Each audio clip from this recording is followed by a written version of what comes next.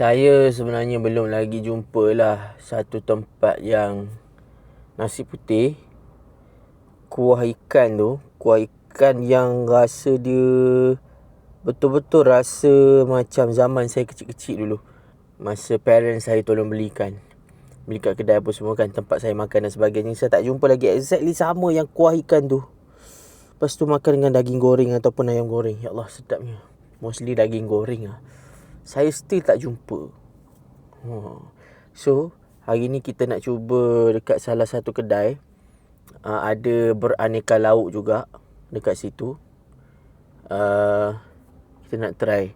Kuah ikan tu, combo dengan daging tu, sama tak exactly masa saya makan masa saya kecil-kecil dulu? Ataupun hampir-hampir ke tak? So, jom. Let's go.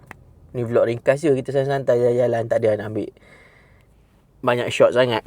Sebab kita nak makan tenang-tenang.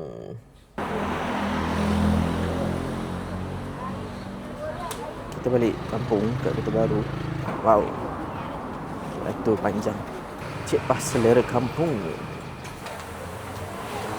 Nasi putih. Lauk. Daging goreng. Dengan kuah ikan. Air apa? Saya air RM5. Teh panas. Saya order teh panas. Wife saya order 2 teh ais limau. Daging goreng dengan kuah ikan.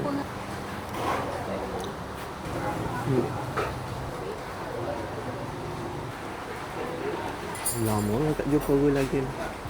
Kuah dia nice.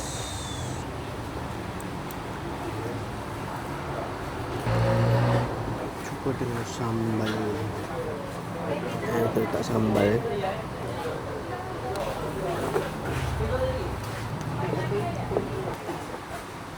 Hai guys, hari ni kita makan nasi lauk ikan. Jadi dah. Sambil-sambil tengah minum air ni, aku nak tunjuk sikit suasana kat sini. Beratur panjang baik. Boleh tahan panjang. Masya Allah, Masya Allah. Kenyang. Dekat kedai yang saya makan tadi tu, Alhamdulillah, berbanding dengan beberapa buah kedai lain yang bagi kuah ikan tu, mostly zaman now dia lebih ke arah masin tau. Yang tadi dia macam balance sikit.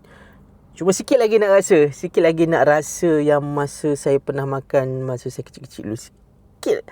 Sikit lagi. Ace Vlog In.